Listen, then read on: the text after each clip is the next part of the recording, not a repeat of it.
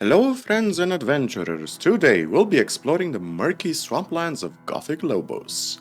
Lobos was made by its namesake developer and released in October 2020. After 6 years of labor, it was finished, and I suppose it's fitting I review it 6 years later. So what's it about? We get a well-done intro cutscene in Polish, but don't sweat. Stone Eye Jax, the master worker of English ports for Gothic mods, has made an English AI voiceover for the mod. Like most English AI voiceovers, it's hit and miss. The core game has English translation with Polish voice acting, but if you wanna go the English route, here's how it sounds. We need to hurry up. I wouldn't want to encounter any beast once it gets dark, or on a patrol of royal soldiers. I don't think I can squeeze any more out of these rocks. They are too hard. You're stuck like a plum in a jam, princess. Who are you? And what do you want from us? Now that you're here, before I split your skulls, you'll help me dig for gold. Sprinkle some gold on me, brother, and I'll tell you what you want to know. Should I pay you to talk? That's our custom here. Alright, let's jump into the Polish intro cutscene. Królestwo Lobosu u szczytu swej potęgi kontynuuje ekspansję. Dzięki sile i potężnej przewadze militarnej szybko podbija i zagarnia nowe krainy.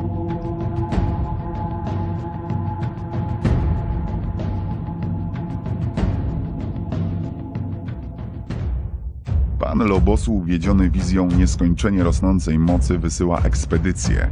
Elitarny legion złożony z najlepszych żołnierzy armii Lobosu, pewien osobliwy zakątek krainy. Do Doliny Wilgotnych Lasów Równikowych, obfitującej w złoża złota i magicznej rudy, jednak również w siedliska różnych groźnych bestii.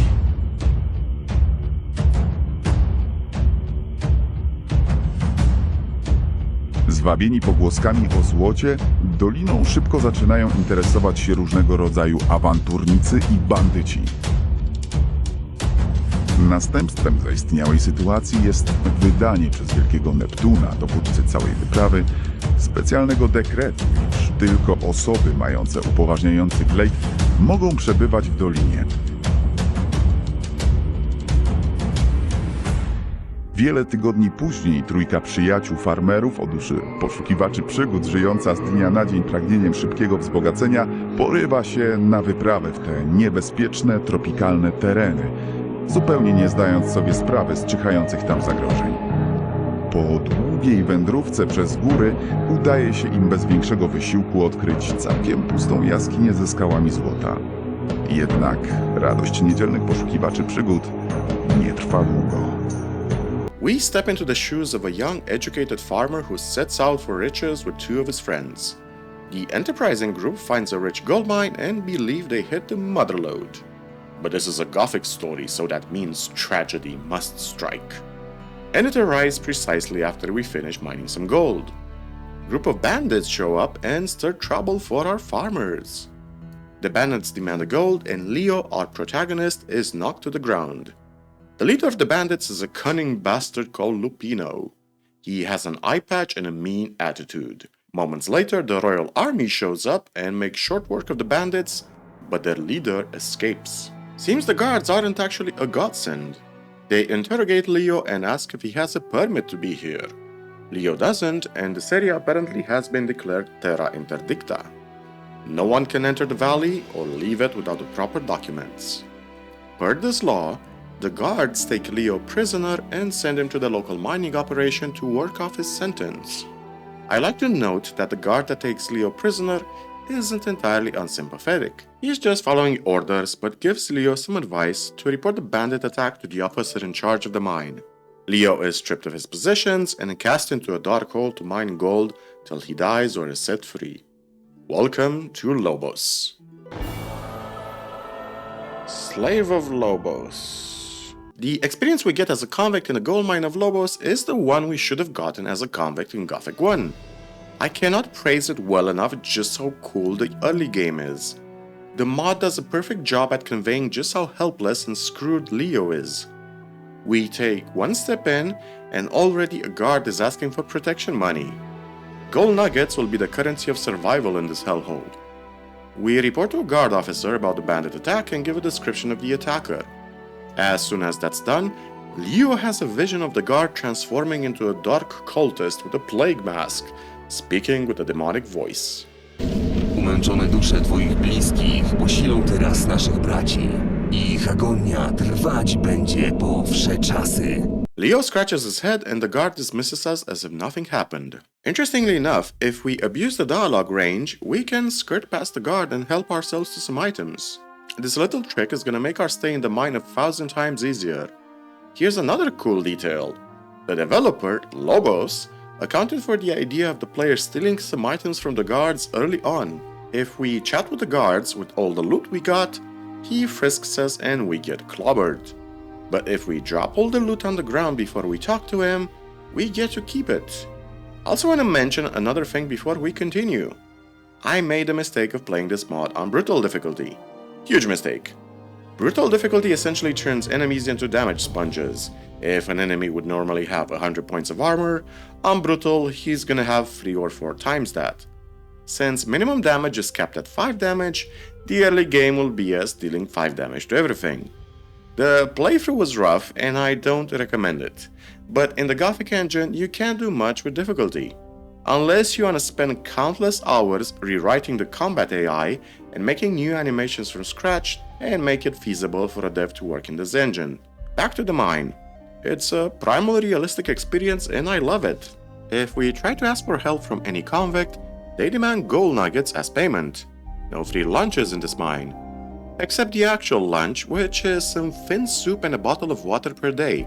On top of that, the boss of the mine demands a daily gold share, and if we fail to pay it, he straight up murders Leo on the spot.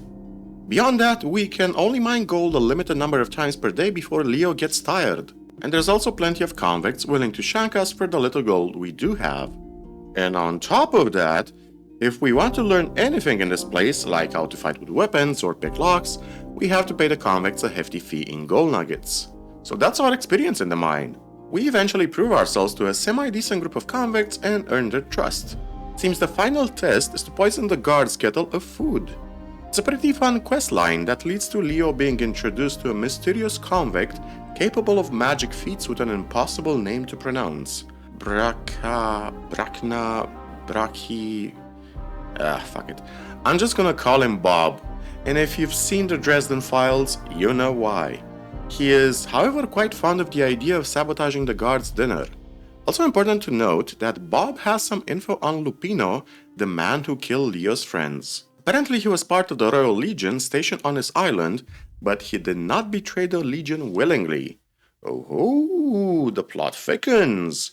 Bob is reluctant to say more though. The payoff is seeing a bunch of crooked guards queuing in line and soiling themselves. This outcome is not without merit. We managed to get to one of the higher-ups that is currently inspecting the mine and report on the bandit attack and Leo's murderous antagonist. So after a few cases of self-defensing prisoners to death, poisoning the guards, and helping ourselves to their entire inventory, Leo's charm finally pays off. We get the news that they are looking for a new gopher upstairs, and Leo is the man chosen for this task. Yippee!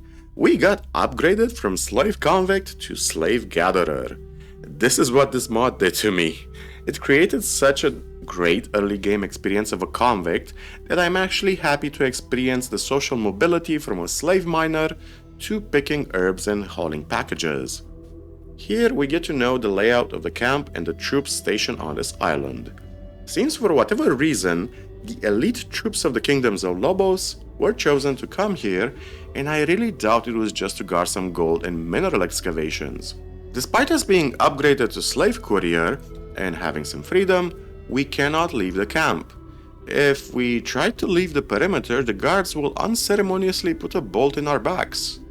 We do some jobs for the local craftsmen, from forging some iron bands to repairing the walls or cracking coconuts for the guards. But Leo is not content with the state of affairs. The only way to go up on the social ladder right now is to enter the inner sanctum of the troops, and to do that, we need to become the apprentice to the local alchemist. Sadly, he already has an apprentice. unfortunately, said apprentice ended up spraying himself with some insect pheromones, totally unrelated to Leo, and he got eaten by the local wildlife. Thus, Leo manages to have a new boss, the local biologist. We bribe him with a few plants, and he puts in a good word for us, and we meet one of the head honchos, Lord Santos. He is proud of Leo and gives him a tablet that states he's finally a free man and can work for the camp as such and even be paid for it. But don't forget, Leo still has some scores to settle with Lupino, the man who murdered his friends and got him into this situation. So he goes to Lord Santos and asks to join the elite force of commandos to get some info on the subject. Lord Santos almost wants to put Leo in the ground, but eventually relents and gives us a job to journey into the deep swamp to kill a deadly beast. Let's talk about the map for a second. The entire map is a swamp. There's so much swamp that this mod should have been called a dirty swamp, but that name was already taken. It's not big by any stretch of the imagination, but it is dense. While I wasn't initially a fan of the swamp terrain, I later understood why it fits so well with the story. As we progress through the story, tougher and tougher enemies will repopulate the map as if being brought forth by a malevolent will, intent on wiping out the few humans in this valley. And that isn't very far off from the truth. Leo finally gets promoted to a basic soldier, and his first assignment is to journey to a nearby island that has issues with their swampweed production. We board the ship and land on the island of Luzon. This tropical island is a nice change of pace from the murky swamps, but the people on it are just a reflection on how brutal the kingdom of Lobos really is. We land in the middle of a slave plantation, forced to gather swampweed for Cruella de Vil. You also meet Ardaric, the protagonist of the unfinished Decuric mod, one of the first mods ever made in the Gothic gaming history. Eventually, our adventures on Luzon culminate with uncovering a traitor working with some pirates, and us defending this little island from a pirate invasion. Before boarding the ship back to the swamp, Leo interjects that he needs a bathroom break, so we gotta do what we gotta do. Back on the island, we report to Lord Santos and he's pleased with our progress. But since this mod is true to reality, our work is simply rewarded with more work. We have to take out the local bandit camp and we get some backup for this job. But things are starting to spiral over here in the swamp. If Leo sleeps, he starts getting nightmares and cannot rest. Later on, when we try to assault the bandits, one of the guards gets possessed and tries to attack us. We clean up the bandits and decide it's time to relax a bit before our next assignment. And by relaxing, I mean we get a local arena where we can beat up soldiers for profit and gold. Sign me up! Reporting back to Lord Santos finally gets us closer to our goal. He starts spilling the beans on Lupino, the guy who's responsible for Leo's situation. Apparently, he was an elite member of the Lobos troop camp here. He went crazy and forged an alliance with the local bandits. His betrayal isn't something the Legion was willing to discuss with anyone. But Lord Santos finally relents and puts Leo on the task force to hunt Lupino down. He is apparently bunkered down in a local temple surrounded by bandits.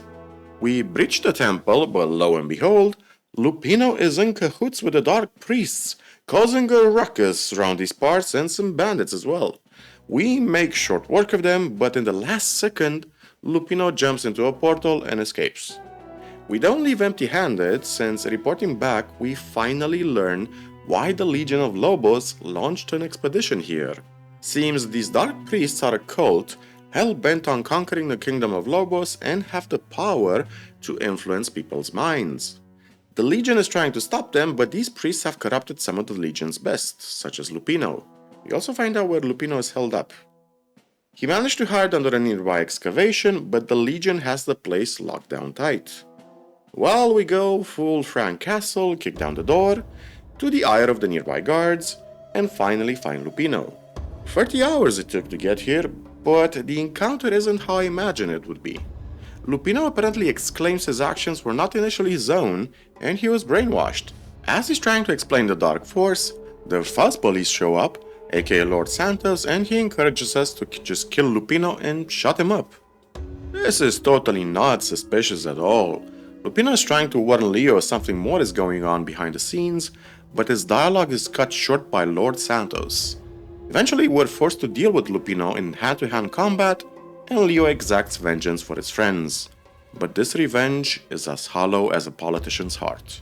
On top of that, we get thrown into prison again for disobeying orders and breaking into this excavation. We are eventually set free and we meet the head honcho in charge, a certain Prince Neptune. This is an interesting detail. So they sent the son of the king with this expedition. Must be something heavy. Well, apparently the prince is happy we took the initiative and he formally welcomes us into the elite guards of Lobos. With that comes the big revelation. Why did the Legion come here? Well, apparently, deep within the ruins of this island lies a secret forbidden knowledge capable of brainwashing and controlling the thoughts of the masses. The Legion's goal is to take control of this knowledge, artifact, whatever it is, and control the world. So basically, the secret of mass media and AI fake news is lying in these ruins. To top the conspiracy cake off, this knowledge is protected by an ancient race of lizard people. Oh man, the conspiracy nutjobs out there are gonna love this questline. Honestly, not sure how to feel about this plot reveal. I mean, on one hand, it sounds a bit ridiculous, but on the other, it fits with the clues we found so far, like guards losing their minds and attacking their allies. It was the lizard people all along. Well, Leo's nightmares aren't improving as evidence of the fact that black cultists are trying to influence him as well. So he gets sent as an escort to a nearby desert so Leo can mentally recover from all he's been through. The desert, gotta admit, is a nice change of pace from the swamp, yet again. We hunt some creatures, find a caravan expedition, and apparently some bandits have taken a local village hostage. Well, we go the aggressive diplomacy route, which is to say we straight up beat the bandits into submission and save the day yet again. You also find a couple of cute Easter eggs, including a reference to Darth Maul. Apparently Lobos is a big Star Wars fan and we'll see more of him. Also cute that if we use the console command to examine Darth Maul's armor, the description reads, "You're a curious boy, aren't you?" Jotting back to the Legion, we learn that the Legion is more psychopathic than I suspected. See, at one point we get the chance to rescue some farmers from some local bandits. We escort the farmers to the camp, hoping the soldiers would take care of the civilians. Well, we explore a local crypt and find a bunch of dead farmers in it, and two guards apparently had orders to kill us. One of the officers even admits they did it because they didn't want to waste the manpower of escorting innocent civilians off this island. The Legion also has issues sticking their head in the sand every time one of their soldiers loses their minds and pretend everything is okay. To be fair, military thinking usually likes to pretend everything is okay even when the situation is dire. And the cherry on top is what we learn here towards the end. Apparently, the Legion initially met the lizards and launched a joint project to do magical experiments. These experiments require living souls, and guess where all those souls came from? The convicts in the gold mine. Yep, you got it. They were apparently also working on some sort of dark magic resurrection experiments. Oh, and the lizards double-crossed them. All this time, we were working for the bad guys. The Legion pretty much ticks all the "we are the bad guys" boxes at this point.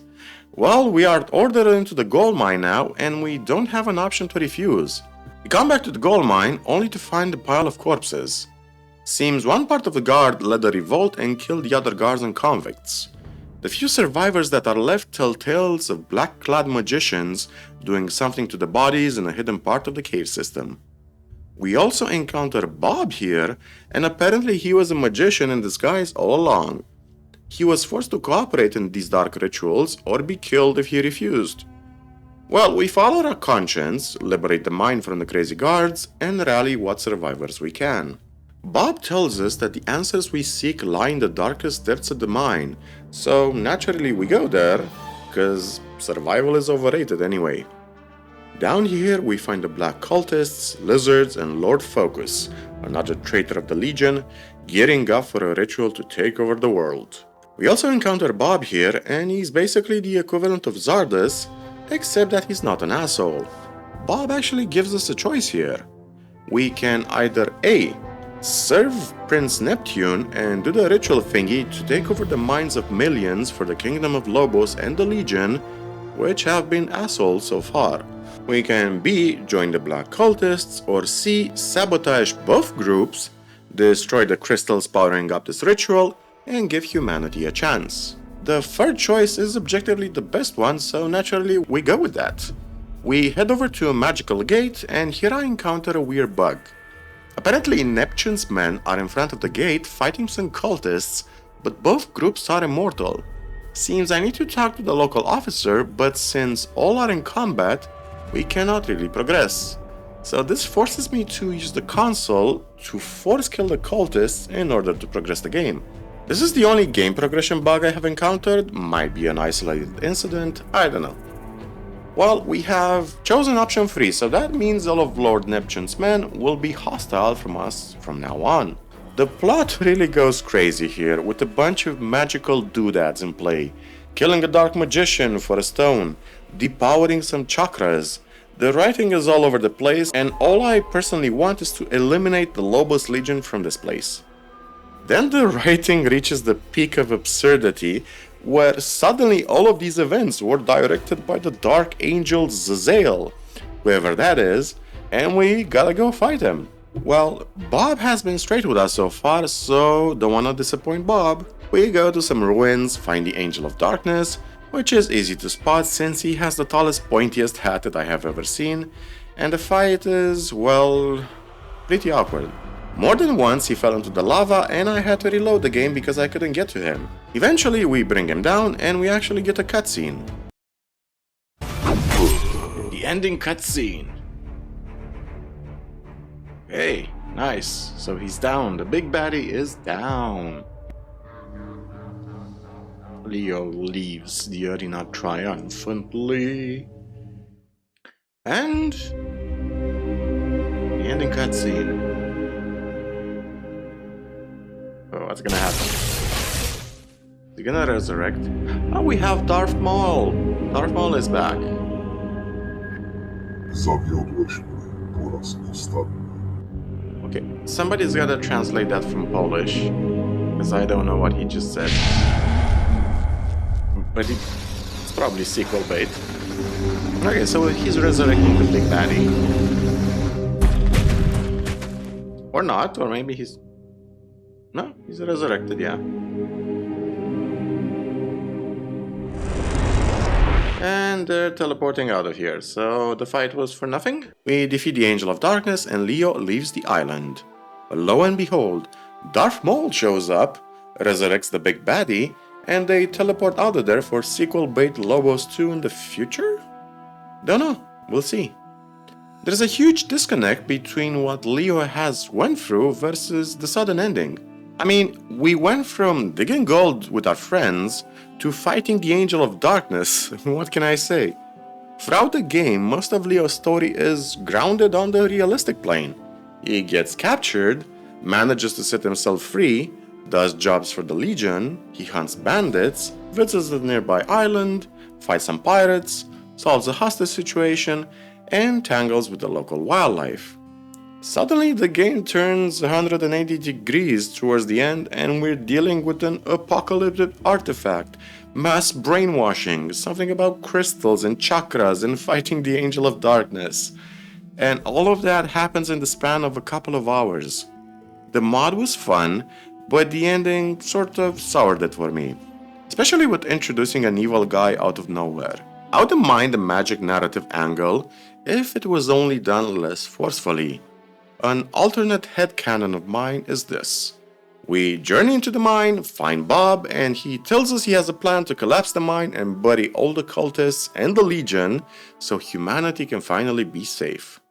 With a bit of trickery and some fights, we lure the Legion into the mine, and with Bob's help, we collapse the tunnel and leave with whatever sane survivors are left. Bob uses whatever power is left in these crystals to shroud the island in perpetual fog so nobody can find it, and happy end. We leave with a semblance of our sanity and have a new friend in the process. Well, that's my headcanon, at least. The mod is great in the beginning, don't get me wrong, but something weird happened towards the end. I admit I am culturally tired of stories always going the magic angle of saving or condemning the world via a powerful artifact, so I have a bias. but the ending felt rushed, with too many magical, disastrous things happening all at once. Especially when the entire storyline so far has been grounded in just surviving, seeking revenge, and climbing the military ladder. Also, if you're curious, if we choose to side with the baddies, aka Lord Focus and the cultists, Leo is basically turned into a slave in the astral realm and the game ends there. So no real benefit in joining the baddies or the Legion. So that was Lobos, a fun mod exploring the dark mysteries of a murky swamp while trying to survive as a convict and later as a vengeance-seeking farmer. Just avoid playing the mod on brutal difficulty. It's a tedious approach to the game. We end up saving the world and leave the island for new adventures. Thank you for watching, hope you liked the review, and if you want to see more Gothic content and support us, you can leave a like, subscribe, or support us on Patreon. Thank you, friends and adventurers, stay badass, and as always, remember, the most important story in the world is our own.